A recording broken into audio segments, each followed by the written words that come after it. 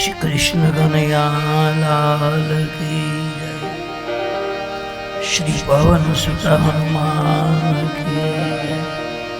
श्री उमापति महादेव की जय। श्री रामायण भगवान की जय। श्री तुलसीदास जी महाराज की जय। श्री सद्गुरुदेव की जय। श्री खोड़ियार मात की जय। श्री रावड़ी मात की जय। श्री ब्रह्माणी मात की जय। श्री मम्माई मात की जय। श्री नमरेश्वर महादेव की जय। श्री जागन्नाथ महादेव की जय। श्री दुखी श्याम बाबू जय। ओम नमः पार्वती पते हर हर महादेव। श्री गणेशाय नमः। श्री सरस्वते नमः। श्री सीतारामचंद्राय नमः। श्री हनुमंताय नमः। श्री मातृ पितृ चरण कमलेभ्यां नमः। श्री गुरुदेव चरण कमलेभ्यां नमः। श्री ब्राह्मणेभ्यां चरण कमलेभ्यां नमः। श्री सर्वेभ्यां देवीभ्यां नमो नमः। लोकाभिरामं रणरङ्गधीरं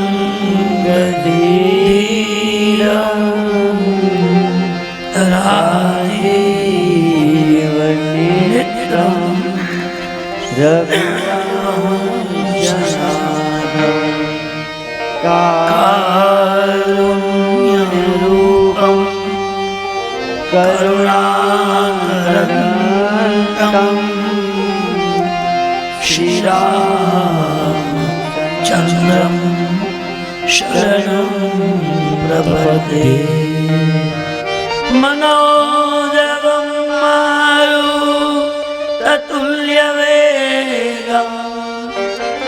जितेन्द्रियं बुद्धिमतां वरिष्ठं वातात्मं आनरयूथमुख्यं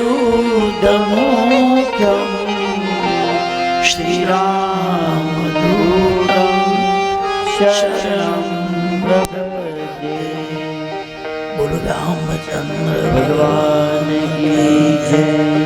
श्री द्वारिकाधीश की जय।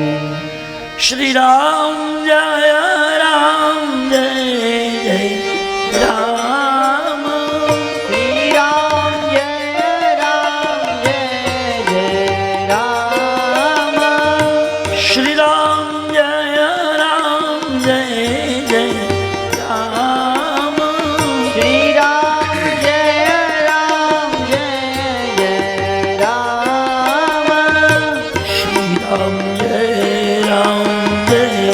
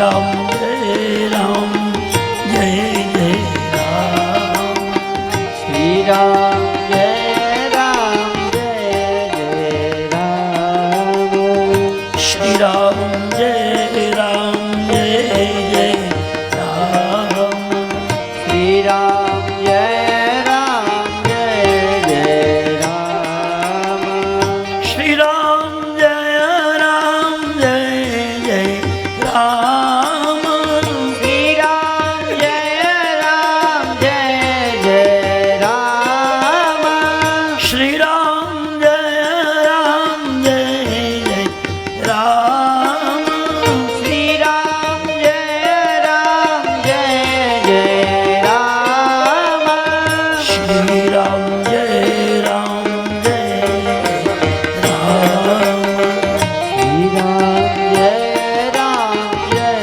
जय राम श्री राम जय राम जय श्री राम जय राम जय जय राम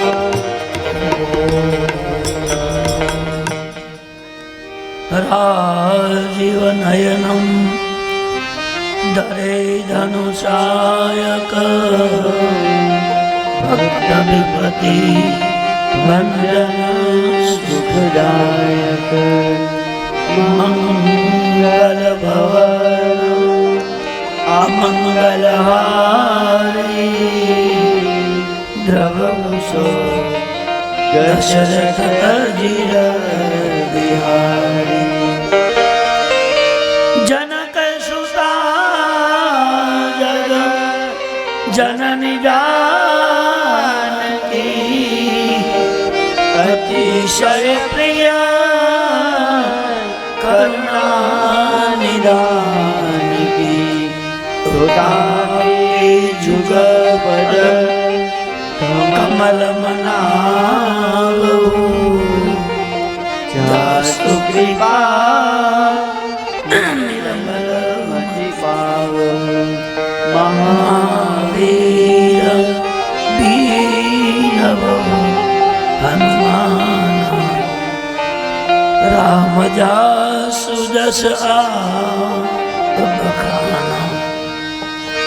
पनवऊ पवन कुमार खल बन पावक ज्ञान दनम जासु हृदय आधार बसहि राम शापधर कुंड कुंड इंदु समुदेह कुमार मन करुणा जाय दीन पर करहु कृपा मर्दना सिया राम माया सब जग जानी सिया राम माया सब जग जानी तो करहु प्रणाम जोरी जुग पाई श्री रामचंद्र कृपालु भज तव राम श्री रामचंद्र कृपालु भज शरण भव भयदारुण नव पंजरोचन पंजमुख कंद पद कंदा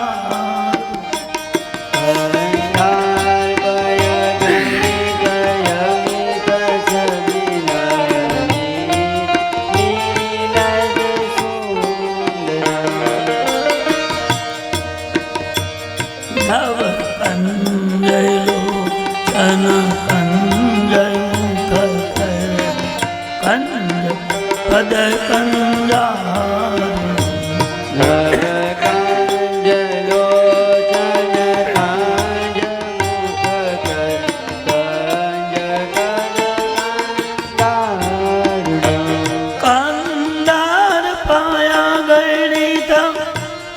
साहित्य छाबिनवनील नीरद सुंदरम कंदार्पय गणेशाय मित छबिनवनील नीरद सुंदरम पठितमानवु तडितरुचि सुधि नौमि जनक सुसागरम्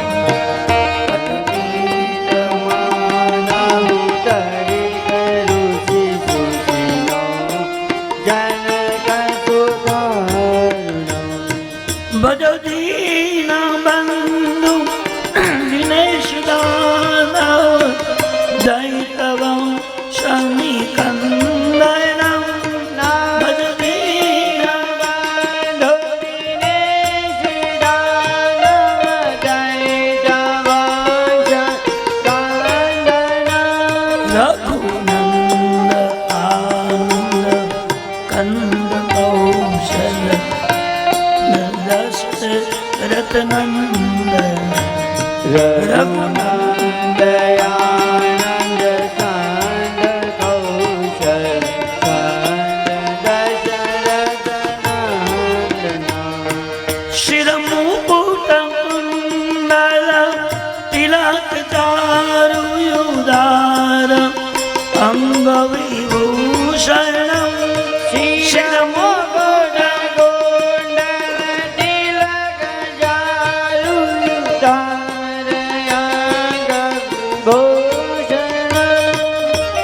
जान जसर चाप धरु संग्राम जीत कर दूषण आजान भुज कर चाप धर संग्राम जीत कर दूषण इति वदत तुलसी दास शंकर शेष मुनि मनरंजनम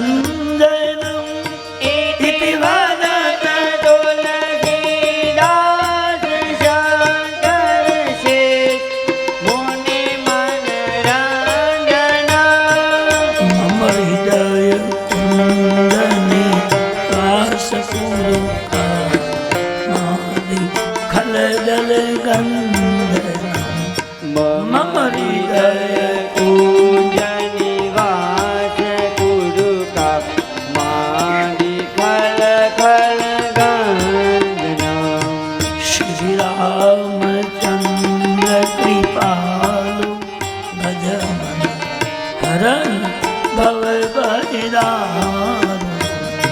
श्री रामचंद्र कृपालु भज मरण भव भयदान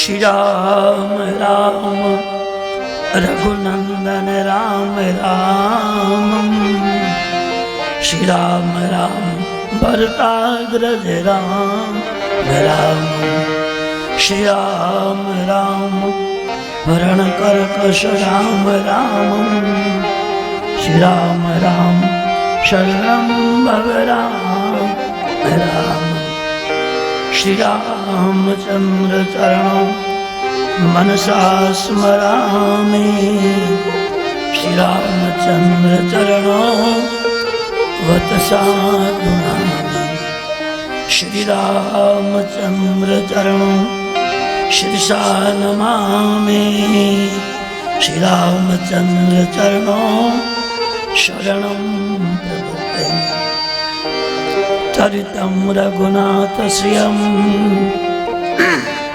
शतकोटि प्रवेशतरम् एकैकमक्षरम् ॐ शां महापातकनाशनम् महापातकनाशनम् श्री कृष्ण गोविंद हरे मुरारी हे नाथ नारायण वासुदेव जीवैति बस्वाम मृतमेतदेव गोविंद दामो ધર્માદવેતિ નમોસ્તુતે વ્યાસ વિશાલ બુધે કુલ્લારવિંદા યત પત્ર નેત્રમ येन त्वया भारत तेल पूर्णं प्रज्वालितो ज्ञानमयं प्रदीपं सुदेव सुतं देवं कंसचाणूरमर्दनं देवकी परमानन्दं श्रीकृष्णं वन्दे जगद्गुरु गुरु ब्रह्मा विष्णु गुरुदेव महेश्वर गुरुर साक्षात् परब्रह्मा तस्मै श्री गुरुवे नमः आय हनुमंत विरादिये अनेक कथा कौमती अनुसार प्रेम सहित गादी धरो प्रार्य पवन कुमार सिया रामचंद्र की जय रघुवीर रामचंद्र की जय पवन सुत हनुमान की जय उमापति महादेव की जय बोलो रामचंद्र भगवान की जय निज कृत कर्म जनित फल पाए अब प्रभुताहि चरण तकी आए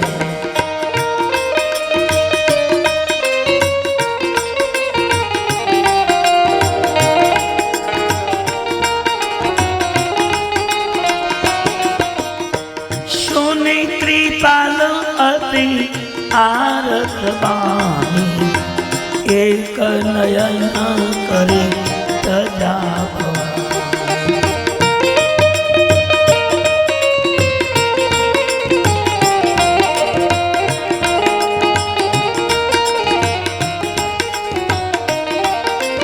निज कृत कर्म जनित फल पाए अब प्रभु पाई चरण तकी आए अब प्रभु पाई चरण तकी आए। भगवान परमात्मा रामचंद्र जी भगवान असीम कृपा द्वारा प्रत्येक देवता और देवीओं की असीम कृपा द्वारा संत महापुरुषों शुभ आशीष द्वारा अहिया भंडारिया गाम ने आंगणे घूरी खोड़ियार माता चरण में बेसी अने आजे चैत्र महीना रामनवमी दिवसे मंगलमय रामकथा 8मा दिवसनी अपने शुभ शुरुआत करी आज कथा श्रवण माटे पधारेला तमाम भक्तजनों भाईओ बहनों माताओं मेहमानों साधु संत ब्राह्मणों चरण में व्यासकादे बुद्धि बधाने जय श्री कृष्ण जय श्री राम। गई काले सांजना अपने जोयुं हतुं के रामजी जानकीजी ए पर्णकुटीमां बैठा है इंद्रपुत्र ते आव्यो छे अने मां जानकीजीना पगमां चांच मारी है सीता चरण चौच हती भागा मुंड मंद मक्ति कारण कागा इंद्रनो दीकरो छे पण तुलसीने मुंड कीधो छे भगवान ने जे परीक्षा करवानी इच्छा करे भगवान ने जे परेशान करे भगवान नु पूजन न करे पण भगवान नु अवळुं काम करे छे एने मुंड कीधो छे मुंड मंद एने मंदमती पण गयो मंदमती एटले अपनी भाषा में कहे जेनो आटा नहीं मगज नहीं मुंड मंदमती कारण कागा भगवाने विचार करो कि आजे सीताजी ना चरण में चाच मारी ए काले कोई बीजी व्यक्ति ने चाच मारशे आ गुनेगार छे अने गुनेगार ने जवा देवाय नहीं जो गुनेगार ने सजा आपवामां न आवे तो बीजी वार गुनो करवानी इच्छा थाय छे। रामायण काल में एवो सिद्धांत हतो लख्युं छे तुलसीजी क्षेपक कथा नी अंदर कि रामायण में कोई व्यक्ति चोरी करी होय अने जो साबित थई जाए तो एना 2 कांडा कापी नाखवाना बीजुं कांई नहीं करवानुं जवा देवानुं કોઈ બેન દીકરીની ઇજ્જત લીધું હોય તો બે આંખો ફોડી નાખવાની, બીજું કંઈ કરવાનું નહીં, જવા દેવાનું. અને કોઈનું ખૂન કર્યું તો સીધું એનું ખૂન જ કરવાનું. એને કે અપીલ કે કઈ માથાકૂટ નહીં, ત્યાં ત્યાં ખૂન એ જગ્યા વિશ્વસ્ત. હવે ગુનેગારને આવી શિક્ષા જો આપવામાં આવે તો ફરી ગુનો થાય ખરો પહેલા. આજે શિક્ષા બંધ થઈ ગઈ, પૈસાથી ગુનો નિર્દોષ બની શકાય છે, એટલે અનીતિ વધી, અધર્મ વધ્યો, પાપ વધ્યો છે. જે ખરેખર ન્યાય આપવો જોઈએ એ ન્યાય નથી, એટલે ગુનાઓ વધતા જાય. એમાંય આ કળિયુગનું પ્રભુત્વ છે. આ રામ કથાને તમે સમજો, કેટલું બધું ઝીણવટપૂર્વક લખેલું છે. ગુનેગારની શિક્ષા થવી જ જોઈએ. સ્વયં ઈશ્વર છે, ઈશ્વર ન્યાય આપે છે. એ ભલે એને જાનકીના ચરણમાં ચાંચ જ મારી, પણ આજે સીતાજીને ચાંચ મારી, કાલે કોઈ બીજાને મારશે એનું નક્કી નહીં. એક વાર ભૂલ કરે પછી એને વારંવાર ભૂલ કરવાની જિજ્ઞાસા. ભૂલ અટકાવવા માટે એને શિક્ષા આપવી જોઈએ. એને અટકાવવા માટે શિક્ષા આપી, કઈ આપે? એક નયન કરી તજા ભવાની. ભગવાન રામજી એની એક આંખ ફોડી નાખી, કાગડાની. દરેક વ્યક્તિને બે આંખો છે. રામાયણજીમાં એવું લખ્યું છે કે ભગવાને કાગડાની એક આંખ ફોડી નાખી, પછી કીધું હવે જ આવે. કેમ? બે આંખોથી એને રામજી જાનકીજીને જોયા, એટલે એની આંખમાં ઈર્ષા આવી છે. એ બે વ્યક્તિ પતિ પત્ની છે અને એકાંતમાં બેઠા છે, છતાંય પણ એની આંખમાં ઈર્ષા આવી છે. એ રામજીએ ઈર્ષારૂપી આંખને ફોડી નાખી છે, બાકીને જવા દીધો. બે આંખે જુએ તો ઈર્ષા થાય, એટલે એક ઈર્ષારૂપી આંખ ફોડી નાખીને જવા દીધો. હવે ઈર્ષા ન થાય. આ ત્યારથી કાગડાને અંદર સંપ આવ્યો છે. કાગડાને તમે રોટલી નાખ્યું હોય તો એકલો ન ખાય, એ કહો કરીને બધાને ભેગા કરે, પછી વેચીને ખાય. આ ત્યારથી એનામાં એકતા આવી ગઈ છે.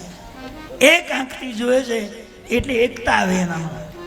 અને બીજી વાત એ કે એ યુગની અંદર ભગવાને શિક્ષા કરી હતી, તો આજે પણ બધા એની કાગડાની આંખી ના એક આંખ વાળી છે. એવું રામાયણમાં લખ્યું છે. મેં કંઈ પકડીને જોયો નથી, મારા હાથમાં આવ્યો નથી, પણ તમે આવે હાથમાં તો કદાચ જોજો. નેત્ર બે છે પણ એક જ આંખે જોઈ શકે, એક આંખની ખોટી છે. એક નયન કરી તજા ભવાની, એક આંખ વાળો કોઈ ભગવાને જવા દીધો છે. તુલસીજીએ લખ્યું છે કે હવે ભગવાન રામજી લક્ષ્મણની જાનકીજી ઇન્દ્રપુત્ર ગયો છે, શિક્ષા કરી છે. અને અહીંયા ભગવાન રામજી લક્ષ્મણજી ચિત્તકૂટનો પર્વત છોડી, પનકુટી છોડીને વનવાસ યાત્રામાં આગળ ચાલે છે.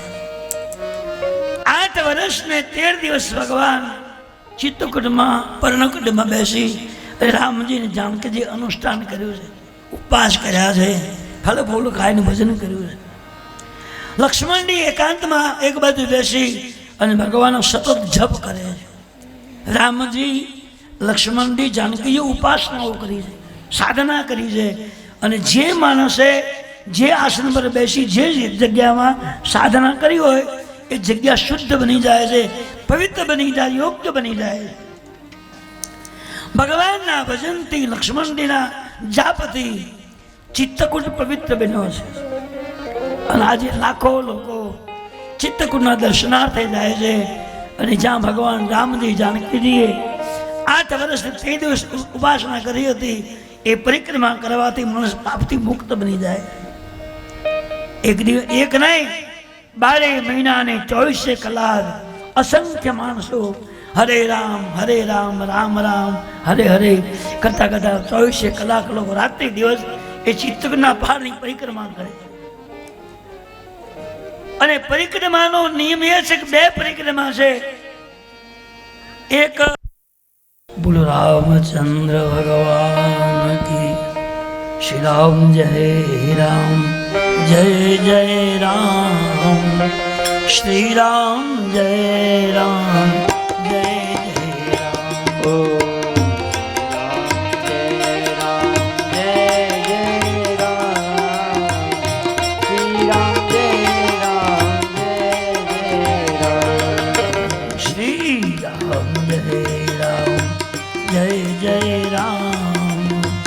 શ્રી રામ જય રામ જય જય રામ. ઓમ શ્રી રામ જય રામ જય જય રામ.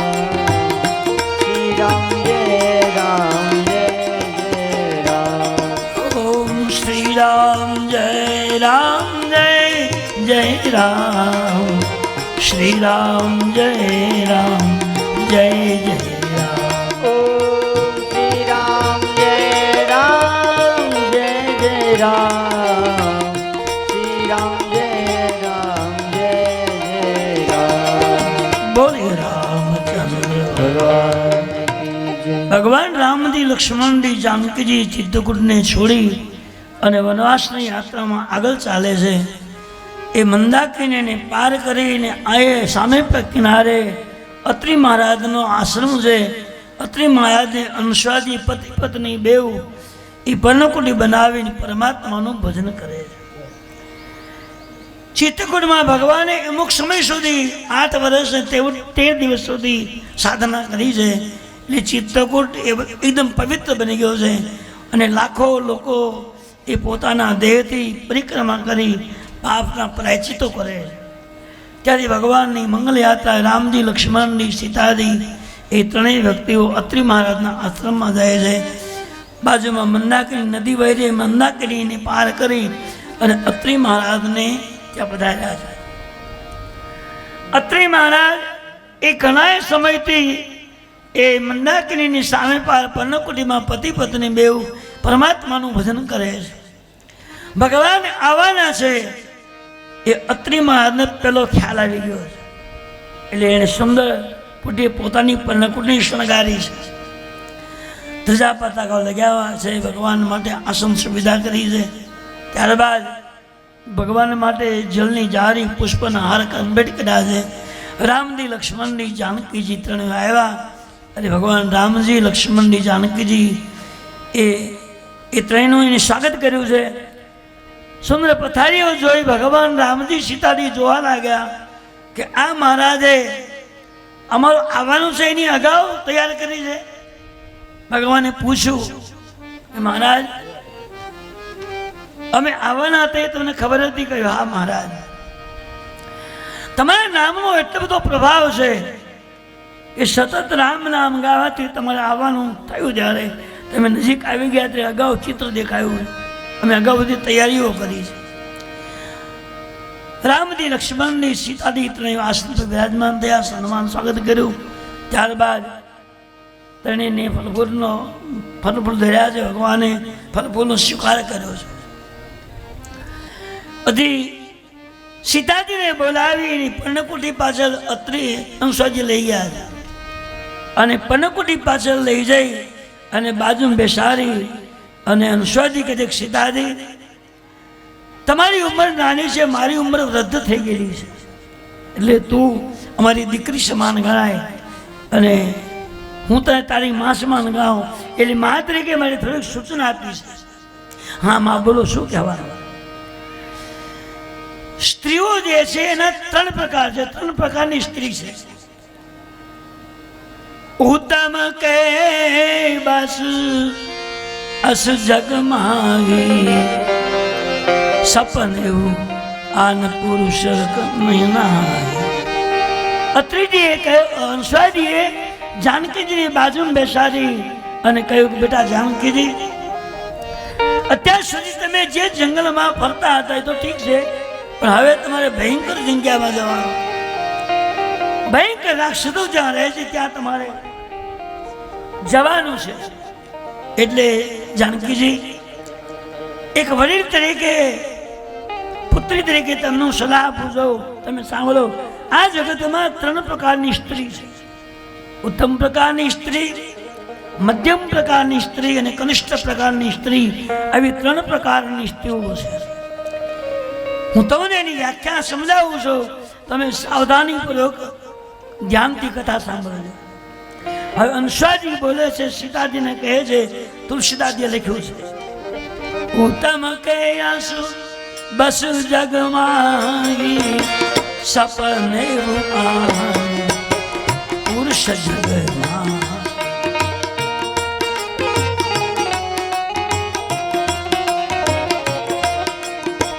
मध्यम करपति देखिय तैसे भ्राता पिता पुत्र निज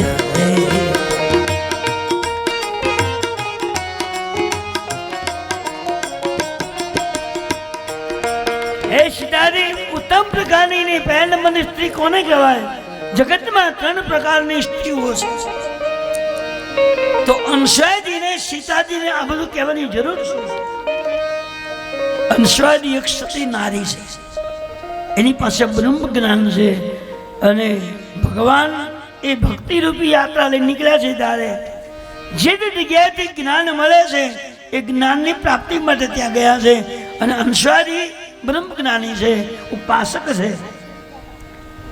એટલે સીતાજીને કહે છે અને સીતાજીને કહેવાની કોઈ જરૂર નથી પણ સીતાજીને નિમિત્ત બનાવી અને સતી અંશાજી આ દેશની નારીઓને ધર્મ શું કહેવાય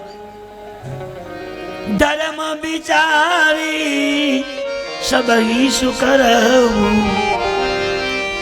ધર્મને વિચારીને નારીઓએ પગલું ભરવું જોઈએ એટલે ધર્મની વ્યાખ્યા બતાવે અંશાજી સતી નારી છે અને સીતાજીને નિમિત્ત બનાવી અને નારી ધર્મ શું કહેવાય એનો ઉપદેશ આપે તુલસીએ લખ્યું છે ઉત્તમ પ્રકારની સ્ત્રી કોને કહેવાય જે નારીને પતિ સિવાયનો કોઈ પુરુષ સપનામાં યાદ ના આવ્યો હોય સપનામાં બીજા પુરુષની ઈચ્છા ન કરી હોય સપનામાં ક્યારેય વિચાર ન કર્યો હોય આવી જે સ્ત્રી છે એ પહેલા નંબરની પ્રથમ નંબરની સ્ત્રી ઉત્તમ કઈ જગમાહી સપને આન પુરુષ જગનાહી પતિ સિવાયના કોઈ પુરુષને સપનામાં જેને યાદ ન કર્યો હોય આ પહેલા નંબરની ઉત્તમ પ્રકારની સ્ત્રી નારી છે ઉત્તમ કઈ અસબ જગમાહી આન પુરુષ સપને જગનાહી સપનામાં કઈ બીજા પતિ સિવાયના કોઈ પુરુષને યાદ ન કર્યો હોય એને પહેલા નંબરની ઉત્તમ પ્રકારની નારી કીધી છે ત્યારબાદ મધ્યમ પ્રકારની સ્ત્રી કોને કહેવામાં આવી છે મધ્યમ પરપતિ देखिए तैसे भ्राता पिता पुत्र निज लेख मध्यम प्रकारनी બીજા નંબરની સ્ત્રી કોને કહેવાય કે પોતાના પતિ સિવાયનો કોઈ પુરુષ હોય સમકક્ષ હોય તો ભાઈ સમાન જોવે વડીલ હોય તો પિતાના ભાવથી જોવે અને નાનો હોય તો પુત્ર ભાવથી જોવે આવી જેની દ્રષ્ટિ હોય જેનો વિચારધારા હોય એને બીજા નંબરની મધ્યમ પ્રકારની નારી કહી છે અને ત્રીજા નંબરની સ્ત્રી કોને કીધી કનિષ્ઠ પ્રકારની ત્રીજી સ્ત્રી જે ધર્મની સાથે કોઈ લેવા દેવા નથી પરમાત્મા પ્રત્યેની જે લાગણીઓ નથી પોતાના મન પ્રમાણે જીવન જીવે છે વડીલોની મર્યાદા ભગવાનની મર્યાદા ધર્મની બીક જેને નથી અને પોતાની મતિ પ્રમાણે જીવન જીવે છે એને ત્રીજા નંબરની શંખની સ્ત્રી કીધી છે લગ્ન થયા પછી કોઈ પણ પત્નીએ એના પતિમાં પરમાત્માનું સ્વરૂપ ન જોયું હોય પરમાત્મા મય એને ન જાણ્યા હોય તો એ નારીને સજા ભોગવવી પડે અહીંયા તુલસીજીએ જગતની દરેક નારીને ધર્મનો ઉપદેશ આપ્યો છે બુઢ રોગ જસ જડ ધનહીના અંધ અધીર ક્રોધી અતિ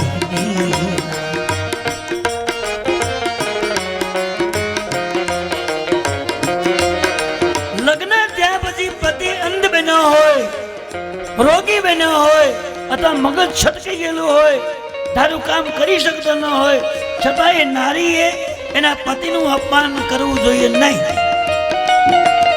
પતિ પ્રત્યે પૂજ્યભાવ રાખવો જોઈએ આવું તુલસીજીએ લખ્યું છે અને કદાચ એ આજ્ઞા ન પાળે એની ઈચ્છા તૃપ્ત ન કરે એની આજ્ઞા વર્તન ન કરે તો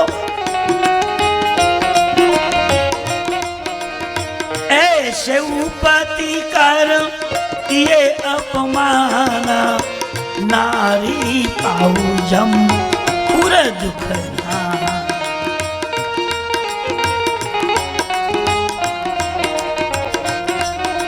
છતાંય આ પતિને જે નારી દુભાવે, એની ઈચ્છા મુજબ વ્યવહાર ન કરે, એનું મન દુભાવે, એને પરેશાન કરે, તો એવી નારીને મર્યા પછી મોક્ષની ગતિ મળતી નથી. એવું લખ્યું. ऐसे उपति कर कही अपमान, नारी पाव जंपर दुखना. એવું લોકમાં એનો વાસ થાય. ધર્મ વિચારી સમુજી કુલ રહી,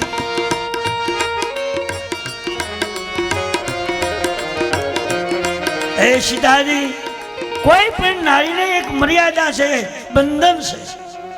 પુરુષ છૂટો છે પણ નારીને અમુક અમુક મર્યાદાઓ છે. ક્યારેક બોલાય, ક્યારેક ન બોલાય, ક્યાંક જવાય, ક્યાંક ન જવાય, અને બંધનો છે. એટલે આપણે પહેલાના કાળમાં એવો નિયમ હતો, માતાઓ, બહેનો, સ્ત્રીઓ એ કપડા આખા પહેરતા હતા અને કપડું લઈને એનું મોઢું ઢાંકી રાખતા હતા. એનાથી પૂજનથી મોટા જે હોય એને પૂજભાવથી માની એનો પડદો રાખતા હતા, લાજ કાઢતા હતા. એ સમયની અંદર હતું ત્યારે. આ બધો ઉપદેશ રામાયણમાં આપેલો છે. એટલે સીતાજી એ પ્રમાણે જીવન જીવ્યા છે. વડીલોની મર્યાદા, બોલવાની મર્યાદા, ચાલવાની મર્યાદા, જવા આવવાની મર્યાદા, કપડામાં મર્યાદા, બધું હતું.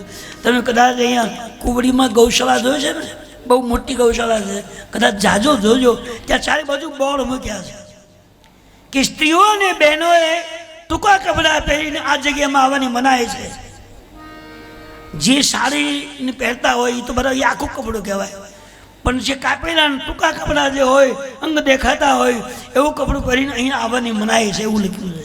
ચાલો બોર્ડ જોજો, મોટા મોટા અક્ષરો બોર્ડ લખ્યા છે. 12x12, 15x20 બોર્ડ લખેલા છે.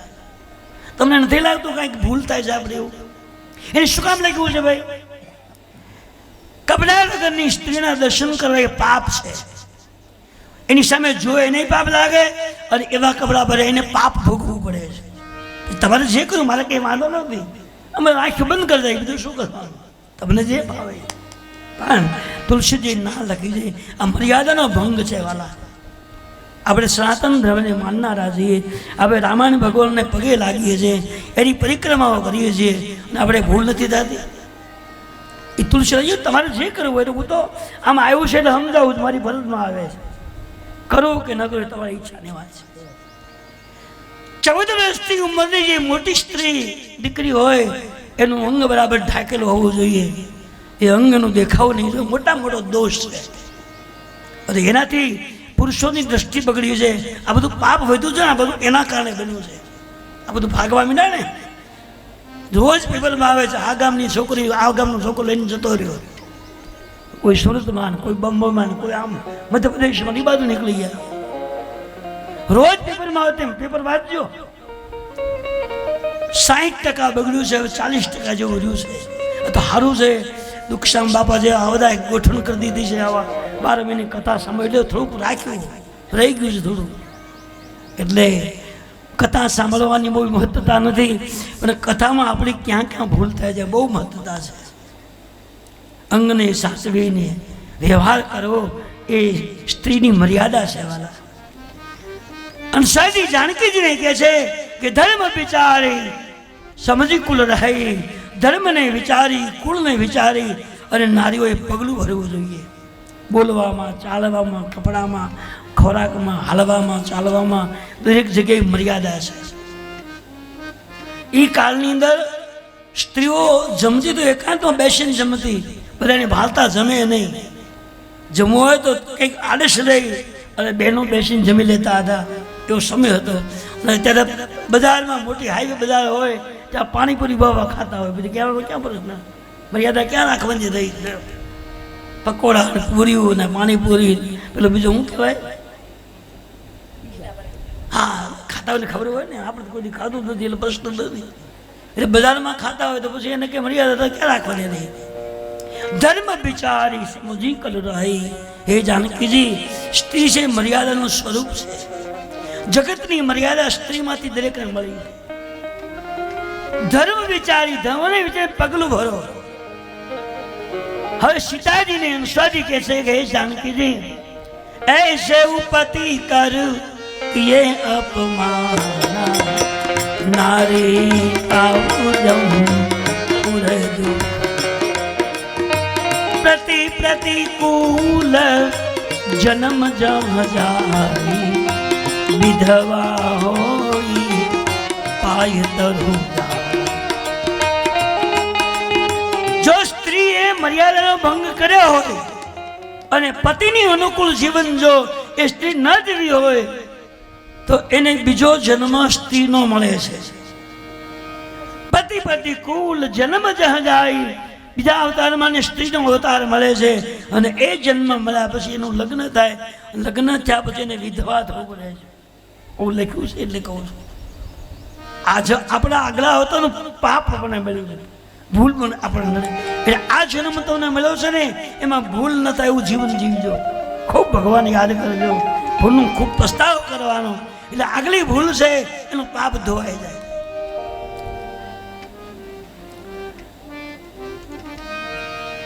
સીતાજીને અનુસારી ધર્મનો ઉપદેશ આપે છે. હે જાનકીજી, જયા બિનુ દીના નદી બિનુ પાણી તૈસે પુરુષ બિના જગનારી. હે જાનકીજી, જેમ શરીરમાં પ્રાણ ન હોય તો શરીર નકામું છે, નદીમાં જો પાણી ન હોય તો નદી નકામી છે, એમ પતિ વગરની સ્ત્રી દુનિયામાં નકામી છે.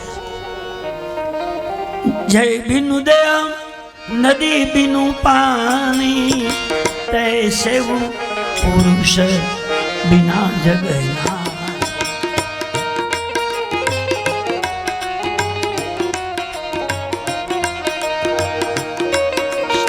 અંશાજીએ જાનકીજી નારી ધર્મ બતાવ્યો છે અને નારી ધર્મથી ભગવાનને નમતું આપવું પડ્યું છે, ભગવાનને ક્ષમા માંગવી પડી છે.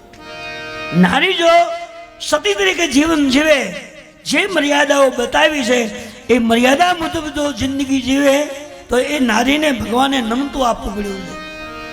આ તો રામાયણની બહુ કાળ પહેલાની ઘટના છે, પણ હમણાં 200 વર્ષ પહેલાની બની ગયેલી ઘટના છે કે જુનાગઢ જિલ્લામાં બિલખા નામનું એક ગામ છે અને એ બિલખાની અંદર સગાળ શાહ શેઠ અને સંગાવતી એની બે પતિ પત્ની છે. આ તો 200 વર્ષ પહેલાં આ ઘટના હમણાં બનેલી વાત છે, આપણા દેશની અંદર, પ્રદેશની વાત નથી. એ બંને પત્ની પત્ની ખૂબ ભગવાનનું ભજન કરે છે, દાન પુણ્ય, કોઈને ખવડાવું પીવડાવું ખૂબ વાપરે છે અને એની પ્રશંસા બ્રહ્મલોકમાં ગાવા લાગી. મૃત્યુલોકમાં એ દાન કરે, પુણ્ય કરે, ભૂખ્યાને જમાડે, સંતની સેવા કરે, અભ્યાગતની સેવા કરે, રોગીઓની સેવા કરે, એની પ્રશંસા પરલોકમાં ગાવા લાગી. અને બ્રહ્માજી વિચારમાં પડ્યા કે આ કોઈ બિલખાની અંદર પતિ પત્ની એટલી બધી ઉપાસનાઓ કરે છે કે અમારું બ્રહ્મલોક ઝાંખવું પડે છે અને બ્રહ્મલોક સુધી એની પ્રશંસા ગવાય છે. એટલે બ્રહ્માજીએ એની કસોટી કરવા માટે સ્વરૂપ ધારણ કરી અને એક સાધુને મોકલ્યા. અહીંયા સંગાવતીને સગાલ છે એવો નિયમ લીધો છે કે કોઈ પણ સાધુ સંત અમારા આંગણે આવીને જમે નહીં ત્યાં સુધી જમવું નહીં, હવે એનો કાયદો છે. ઘણા સમય સુધી એવું ચાલ્યું કે રોજ એકાદ બ્રાહ્મણોના ઘરે આવે, સાધુ સંતો આવે, એને જમાડી એનું પૂજન કરી પછી જમવાનું એવો સંકલ્પ કર્યો છે. પણ પ્રશંસા વૈકુંઠ સુધી પહોંચી એટલે પરમાત્માએ કસોટીનો પ્રયોગ કર્યો છે અને આ પતિ પત્નીનો સંકલ્પ છે કે સાધુ બ્રાહ્મણને જમાડ્યા વગર જમવું નહીં. એક દી હોયા જાય, 2 દી ઉપવાસ ભલે ખાય પણ જમવું નહીં. એમાં 4-5 દી વયા ગયા, કોઈ સાધુ સંત આવ્યા નહીં. બે પતિ પત્ની મોઢામાં અનાજ મૂક્યું નથી, અખંડ ભગવાનનું નામ ગાય છે, હરે રામ હરે કૃષ્ણ. અને એમાં એ બિલખાના પાદરમાં કોઈ ભગવાન સાધુ રૂપ લઈને આવ્યા છે. બ્રહ્માજી મોકલા, જાઓ સાધુ બની જાઓ ને પરીક્ષા કરો કે આની ઉપાસના ખરેખર ત્યાગ વૈરાગ બરાબર છે કે કંઈ કમી છે, ખાતરી કરો અને બરાબર કસોટી કરજો. સાધુ શ્રી ભગવાન એ બિલખાના પાદરમાં આવીને બેઠા છે અને કોઈ સમાચાર આપ્યા એ સંગાવતીને સગાશાને કે બિલખાના પાદરમાં એક સંત આવીને બેઠા છે, હાલી ચાલી શકાય એમ નથી. એ પતિ પત્ની બેઉ ગયા છે અને ત્યાં જોયું તો મહાત્મા એક ઝાડ નીચે બેઠા છે, પણ આખા શરીરની અંદર લોહીને પરવયું જાય, ગંદુ શરીર છે. સર્વ સાધનું છે, વેશ સાધુનો છે આખું શરીર ગંદુ છે. પતિ પત્ની એમ થયું કે સાધુ વેશમાં છે ને આપણે સાધુ જ જમાડવાના છે. પછી ભોજન કરાય તો ભગવાને લાભ આપ્યો છે. એટલે પછી એને બહુ વિચાર કર્યો અને લઈને જેવા કેમ પકડાય એવી પરિસ્થિતિ જ નથી. હાથને પકડો હાથમાંથી ચામડી ખરી જાય. કરવું શું? એક ટોપલો મંગાવ્યો એમાં થોડું રૂ ને એવું મૂકીને એમને પોટલામાં નાખ્યા. ટોપલો લઈ અને પતિ પત્ની બંને ઘેર આવ્યા. સરસ ગરમ પાણી કરીને ધીમે ધીમે હાથે એને સ્નાન કરાવ્યું. સ્નાન કરાવી બીજા વસ્ત્ર કપડાં પહેરાવ્યા. સંગાવતી સ્પેશિયલ રસોઈ બનાવી અને રસોઈનો થાળ ઠાકોરજીને ધરી અને મહાત્મા પાસે થાળ લઈ ગયા છે. મહારાજ જો પ્રસાદ જમો, આજે મેં ધન્ય બની ગયા છે. 8 દિવસના મારે ઉપવાસ છે. આજે મારો ઉપવાસ છૂટશે અમે જમશું. શું એના કહ્યું ભોજન? આમ નજર કરીને કહ્યું મહારાજ હું તો એવો સાધુ જાઉં કે આવું ભોજન તો હું જમતો જ નથી. તો મને જો તમારે જમાડવો હોય તો 1 થી 5 વર્ષનું નાનું બાળક હોય, દીકરો હોય, એને મારી અને એને કટકા કરી એને ચીરીને એનું રસોઈ બનાવ્યો તો હું જમું છું. સિંગાવતી સગા મુંજા ગયા કે સાધુ તો આવ્યા પણ ભયંકર કસોટી આવી. હવે દીકરો મારા કોનો માગવા, કોણ આપે આપણને? કોઈ એવું બને. હવે અમે વાણિયા વૈશ્ય જાતિના લોકો અને એનામાં તો દયા બહુ જ હોય. એને બહુ બીક લાગે એટલે કે હવે શું કરવું? સગા શાહ મુંડાઈએ કાઢું ભયંકર કસોટી આવે કરવું શું? બહુ જ વિચાર કર્યો પણ કઈ નિર્ણય મળતો નથી. સંગાવતી એના પતિદેવને કહ્યું મહારાજ અત્યાર સુધી આપણા આંગણામાંથી કોઈ સાધુ સંત એમને પાછો ગયો નથી અને આ સાધુ જવા ન જોઈએ કોઈ પણ હિસાબે. પણ કહ્યું દેવી વાત બરાબર છે પણ દીકરો મારા માટે ક્યાં મળે? કોને ત્યાં જવું? સંગાવતીએ કહ્યું મહારાજ ચિંતા કરવાનો કોઈ વિષય નથી. તો આપણો ચેલીઓ 5 વર્ષનો છે. એક સંત માટે કદાચ એનો વધ કરવો તો ભલે કરી નાખવો પડે પણ સંત પાછા નહીં જવા જોઈએ. અહીં દૃઢ સંકલ્પ નિર્ણય લીધો છે. સગાય સાહેબ વિચાર કરો કે એકનું આ કહ્યું પ્રભુ ભગવાનની જેવી ઈચ્છા કદાચ એને અનુકૂળ નહીં હોય અને કદાચ આપણી કસોટી વિશે તો કોને ખબર છે. એ વખતે પુત્રને સ્કૂલેથી બોલાવે. બીજા બધા માણસો પુત્રને ભરમાવે જતો નહીં આ માતા પિતાને મારી નાખશે. પણ દીકરો એમ કહે છે કે ભાગું તો મારી ભૂમિકા લાજે, મારા મા બાપને કલંક લાગે, ભલે જે થવાનું હોય આવે છે. એ બાળક ઘરે આવ્યો છે અને સંગાવતી સગા સાહેબ બેઠવા લાગ્યા. મહારાજ આપ કહો છો તો કોઈ પુત્ર તો માગ્યો આપે નહીં મારા માટે? અમારે એક દીકરો છે 5 વર્ષનો છે, ચાલશે? બિલકુલ ચાલશે, બરાબર છે. પણ એક શરત છે, એને મારતી વખતે જો આંખમાં આંસુ આવે તો હું ભોજન નહીં જમું, હું જતો રહીશ. આંસુ આવવા ન જોઈએ. બીજું, તમે લગ્નમાં જે કપડાં પહેર્યા હતા, શણગાર પહેર્યો હતો, એ કપડાં પહેરી અને ગીત ગાતા ગાતા આનંદ મંગલથી એનો વધ કરી ખાંડણીયામાં ખાંડી રસોઈ બનાવો અને જો એમાંય આંસુ આવશે તો હું ભાગી જતો રહીશ. પતિ ને પત્ની બેનને મુકમના છે જે ઈશ્વરે કરવું એ ભલે કરે પણ પાછું પગલું ભરવું નથી.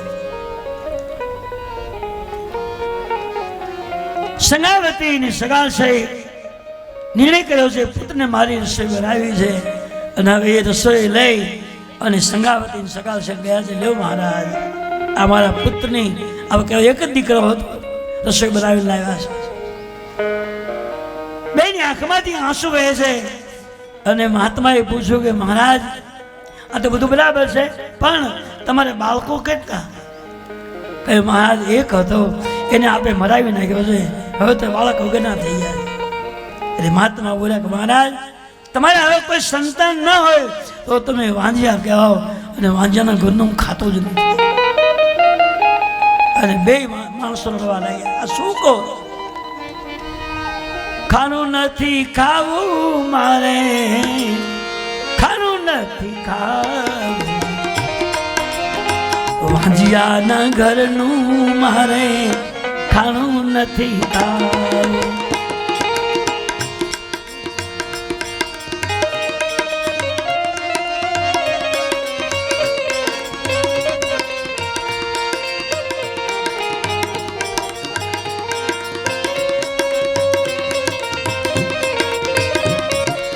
મહાત્માજીએ કહ્યું કે મહારાજ તમારે સંતાન નથી તો તમે વાંધ્યા કરો તમારે કરો હું ખાઈ શકીશ.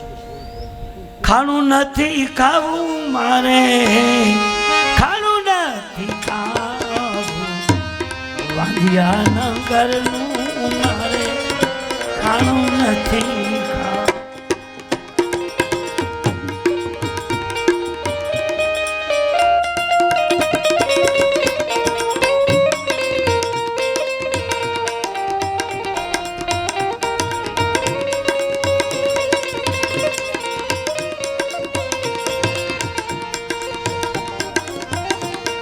ખાણું નથી ખાવું મારે ખાણું નથી ખાવું વાંજિયાના ઘરનું મારે ખાણું નથી ખાવું. બાળક નથી બીજું મારે ભૂંડાતે તો કીધી ભારે. મહારાજ તો તમારે પહેલા કેવું જોઈતું હતું ને, આ પુત્રને મરાયો રસોઈ બનાવી અને હવે તમે ના પાડો છો કે હું વાંચ્યાનો ખાતો નથી તો ચોખટ પહેલા કરવી જોઈએ ને. આ ત્યાં સાધુતા છે આમાં. મહારાજ તમને જમ્યા વગર તો હું નહીં જવા દઉં. જમ્યા રે વિનાના સાધુડા ક્યાંય નથી જાવું.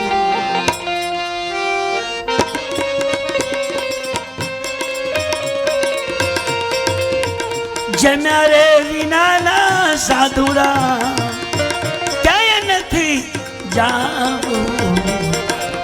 વાંજિયાના ઘરનું મારે ખાણું નથી ખાણું નથી ખાવું મારે ક્યાંય નથી જાવું. વાંજિયાના ઘરનું મારે ખાણું નથી ખાવું. બીજું મારે ભૂંડાતે તો કીધી ભારે. જમ્યા રે વિનાના સાધુડા ક્યાંય નથી જાવું.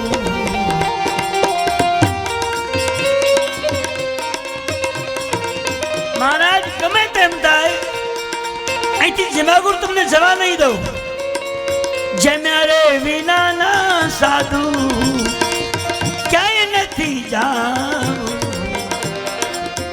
વાંજિયાના ઘરનું મારે ખાણું નથી ખાવું. ખરી રે વરતીમાં ખેલો લીધી ટેક કદી ના મેલો. મહારાજ આ તો તમે ને કાજ હું નહીં. આજ ખરેખરો ખેલ જામ્યો છે. ખરી રે વરતીમાં ખેલો લીધી ટેક કદી ના મેલો. ભેખની રે ટેક હું તો. મહારાજ આજ આપણો બે માંથી એકનો ફેસલો છે. કા જમાડું અને કાં તો પ્રાણનો ત્યાગ કરી દઉં. ખરી રે વરતીમાં ખેલું લીધી ટેક કદી ના મેલું. ભેખની રે ટેક હું તો કરીને બતાવ.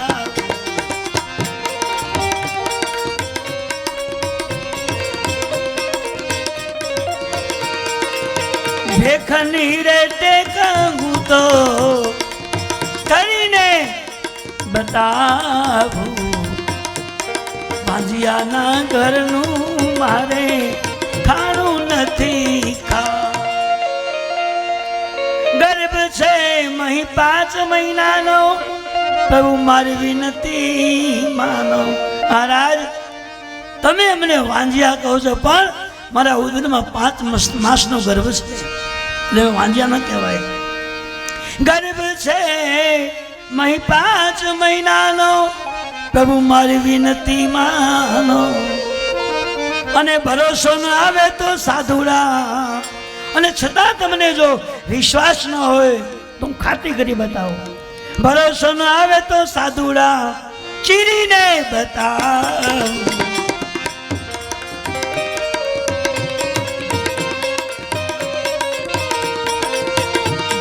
ભરોસો ન આવે તો સાધુરા ચીરીને બતાવું, પિત્તમાં પડેલું બાળક ચીરીને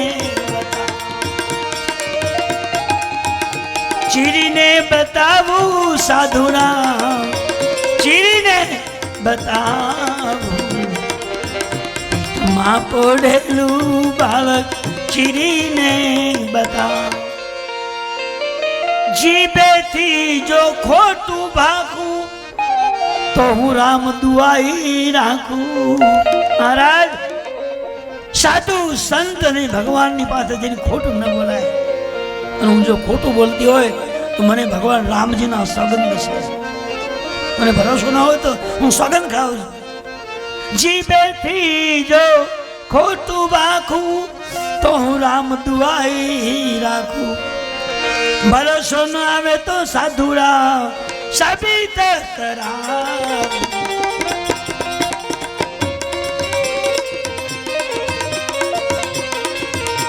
ભરોસો ન આવે તો સાધુરા સાબિત કરાવ. પિત્તમાં પડેલું બાળક ચીરીને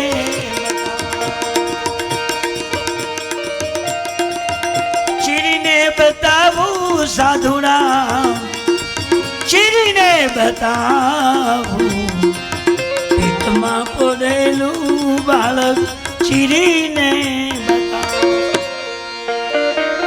હાથમાં કટારી લીધી, સંગાવતી છરી હાથમાં લીધી અને કહે મહારાજ તમને જો ભરોસો ના આવતો હોય તો પેટને ચીરી મારો ગર્ભ તો બતાવો કેમ છે.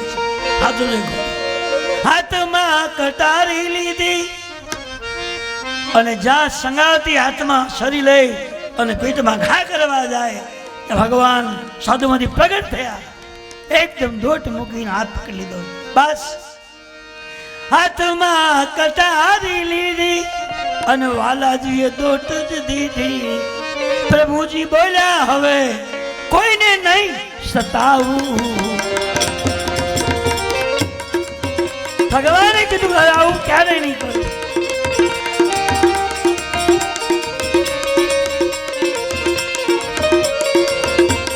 પ્રભુજી બોલ્યા હવે કોઈને નહીં સતાવું.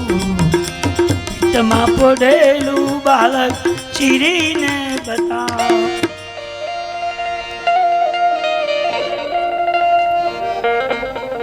ભગવાને નમતું આવ્યું છે અને તુલસીએ લખ્યું એ મહાત્માથી ભજનમાં એવું લખ્યું છે હરિને હરાવ્યા વાલા ડગલા તો હરાવ્યા, સતી રે સંગાવતીએ હરિને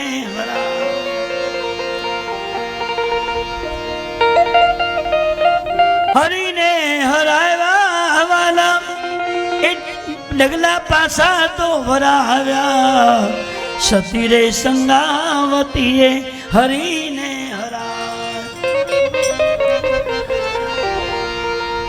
બધા દેવતાઓ આ ચિત્ર જોવા માટે આવ્યા અને ભગવાન પ્રસન્ન થયા અને છેલ્લે સંગાવતીને સગાશાને પુત્ર આપી દીધો. ચેલીયો સદીવન કીધો અને માર્ગ તો ભક્તિનો દીધો. પ્રભુજી બોલ્યા હવે કોઈને નહીં સતાવું.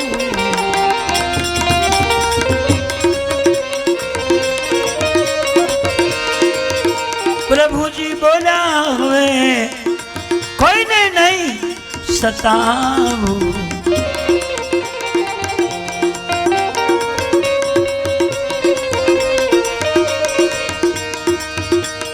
ભગવાને કહ્યું હવે આલા પુત્ર તમારો પાછો આપું છું અને તમે જે જોઈએ તે માગી લો. હું સાધુ બનીને તમારી કસોટી માટે આવ્યો હતો, તમે કસોટીમાંથી પસાર થઈ ગયા, જે ઈચ્છા તે માગી લો. સંગાવતી સગાવશે પુત્ર નથી માગ્યો, રાજભોગ સુખ નથી માગ્યો. મહારાજ ભાવે ભાવની ભક્તિ આપો. મહારાજ જો પ્રસન્ન થયા હોય તો અમને જન્મ જન્મની તમારી ભક્તિ આપજો, મેં બીજું કઈ માગવું નથી. અને એ સંગાવતી એ ભગવાનને પાછું પગલું ભરાયું છે. એને પુત્ર આપી દીધો છે, માગવાનું કહ્યું છે, ભગવાનની ભક્તિ માગ્યું છે. એ કહેવાનો મતલબ એ છે કે સતીના રીતે ભગવાનને નમતું આપવું પડ્યું છે. અહીં હંસરાજીએ